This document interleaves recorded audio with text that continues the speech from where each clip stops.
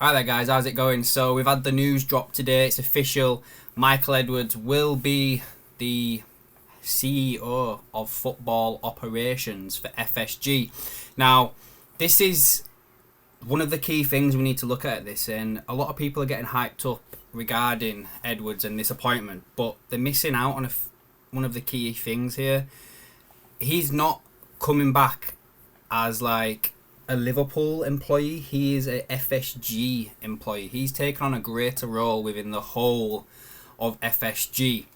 And I'm going to cover the articles off from Ornstein, from Joyce, and then I'm going to give you my thoughts. And I've not read the articles yet. I've been at work, but yeah.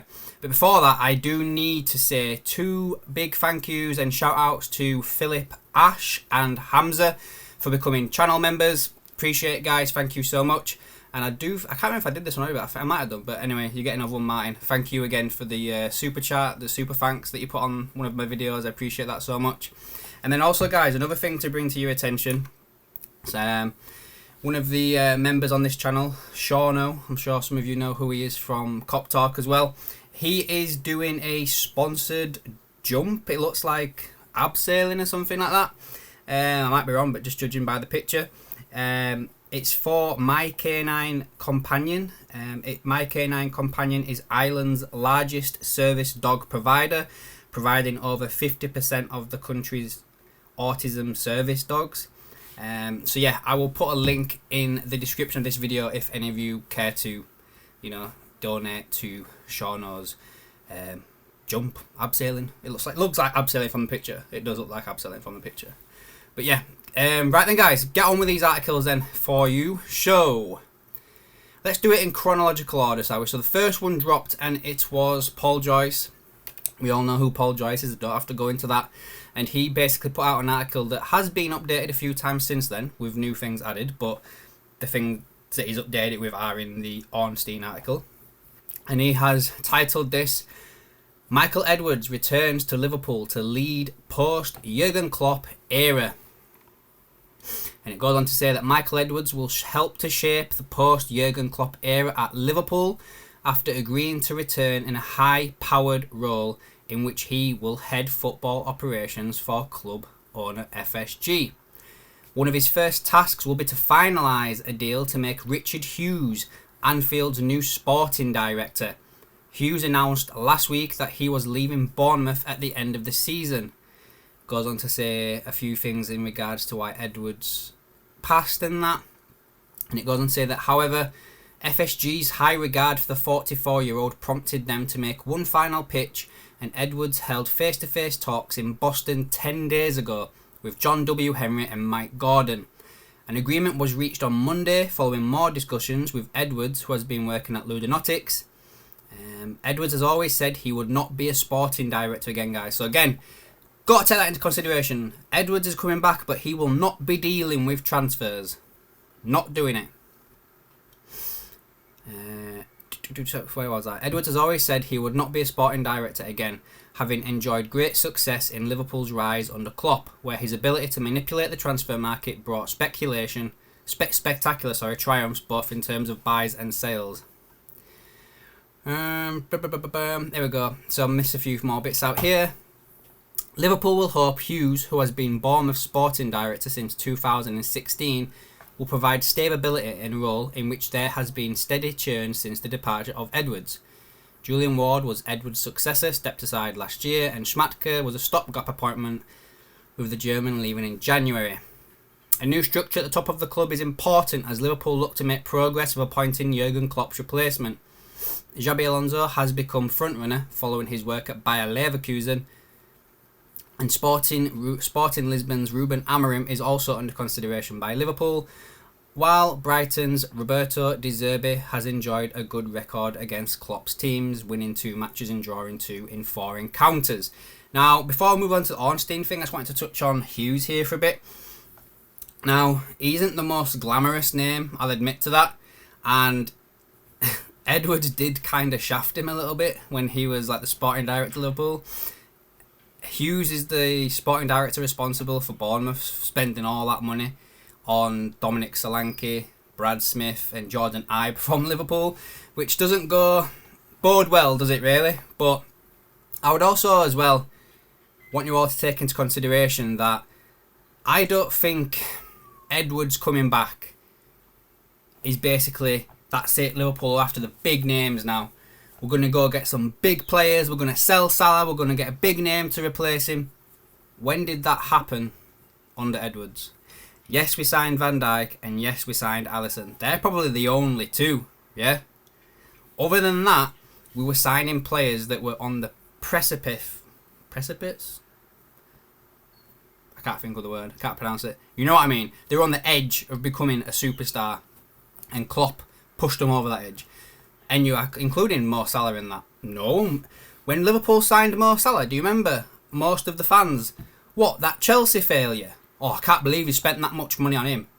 Year later, probably one of the biggest steals ever. And that's why Roma charged us so much more money for Alisson, because we robbed them for fucking Mo Salah, do you know what I mean? And then we had Sadio Mane. We had a load of players that he's brought in as Edwards since he did. But they weren't big names, so it's going to be probably the same again. But again, it won't be Edwards bringing them in. It will be, what's he called? Is it Robert Hughes? Richard Hughes. Richard Hughes will be the one that's bringing him in, yeah? So that's one thing we've got to bear in mind. So, let's go over to the Ornstein article. See if there's anything new in here. I won't read the whole thing, because we've just a lot of stuff we just covered. So it goes on to say that he's got an agreement with Liverpool owners. He's been appointed a senior role within FSG. Again, this is not a Liverpool role, it's a in FSG role. He's been appointed the CEO of football for the Boston-based investment group. There's some quotes here from Mike Gordon saying that Michael is one of the most formidable executive talents in world football, and John, Tom and I are absolutely thrilled to have secured his services for our business. As an organisation, we constantly strive for improvement in our football operation, whether that be identifying fresh opportunities externally or areas for enhancement internally, and there is no better person to lead that ongoing process. So basically here guys, they're saying that Michael Edwards is coming in to help FSG buy more clubs. Liverpool will be one of many, or maybe just, one of two to start with, that FSG are going to own. Looks like that way, guys. That's why he's come back to be the head of this. Liverpool are in the midst of a huge transition following manager Jurgen Klopp's decision to step aside. We know this already. Let's see if there's anything else. We know why they targeted him. So there's some quotes here from Edwards. I am very grateful to Mike, John and Tom and the ownership group for offering me the opportunity to take on this new leadership role within FSG. Again, I'm just going to say that again. The ownership group for offering me the opportunity to take on this new leadership role within FSG, not Liverpool. I was humbled by the desire and persistence they showed in wanting to work with me again. This is definitely not something I take for granted, given their track record across sport and business. And then they go on to big the Edwards up a little bit here, saying that, he's done so well, he's bought this portfolio of players, and it's so good that we can bring someone like this in.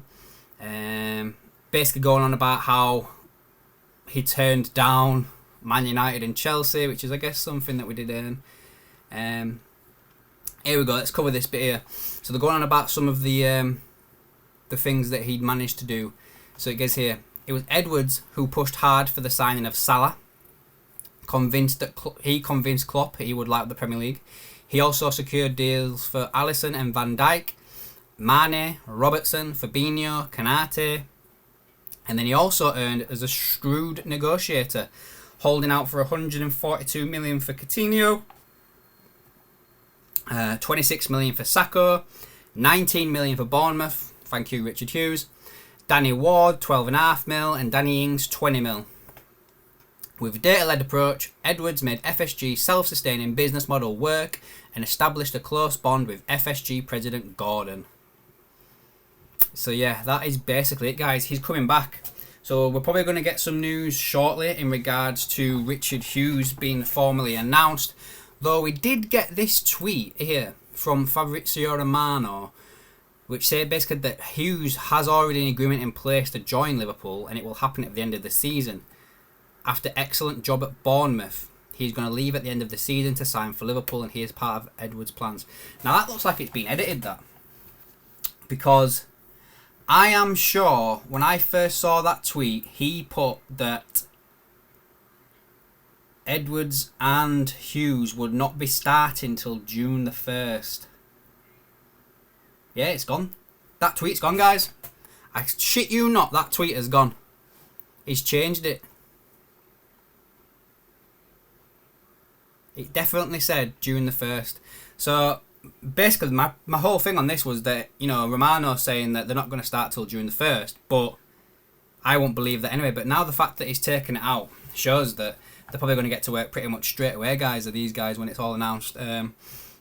So yeah, Edwards is in. Hughes is probably already done as well, guys. I would probably say as well that this has been done a while. I'm pretty sure I mentioned it in a video that I think it was going to be pretty much done as soon as Ornstein and Joyce touched on it last week. But yeah, guys, I guess we've just got to take away a few parts of this. Is that basically, one, Edwards is not coming back to Liverpool to be a sporting director and won't be involved in player transfers and negotiations. He's hiring somebody to do that job for him. Yeah? He's basically coming to run the club, what Billy Hogan was doing, yeah? He's basically doing that role now. Don't expect us to go out there and sign big name players. I think it's going to be a return to what was tried and trusted under Edwards. Rough diamonds, players that we've not really heard of, maybe players that we've heard of and thought were not good enough, like Mo Salah. It'll be back to that type of stuff as well. And it'll also be probably back to selling players for a profit. Do you know what I mean? So for me, Richard Hughes has got a few things to sort out when he comes in. He's got the free contracts of Van Dijk, Salah and Trent. If they're not sorted out by June, then I would potentially say that all three of them are up for sale. You know, you can't go into the summer window not knowing what's going on with them, and we definitely cannot lose them for nothing next season. So I would expect some movement on that. I really would. Pretty sharpish as well. We'd see some movement on all them, and we'll have a clear picture of where we stand, shall we say. I'd probably say that Trent's probably the easiest one to get done, probably followed by Van Dijk, and then Salah is the one at the end. But I've always kind of been saying now for about a year that I expect Salah to move on. But yeah, we've also got to think about the manager as well. Is this going to change the whole manager perspective? Like, I've been running with the theory that Amorim is Edwards' choice and Alonso is FSG's choice. But the fact that they've mentioned Alonso again in this article by Paul Joyce refutes that and goes against it, doesn't it? So it's going to be interesting, guys. It's going to be really, really interesting. I suspect we might get some Hughes confirmation this week. So let's wait and see what happens on that front. But until then, guys, I might come back and do a preview or a review of the Sparta Prague game.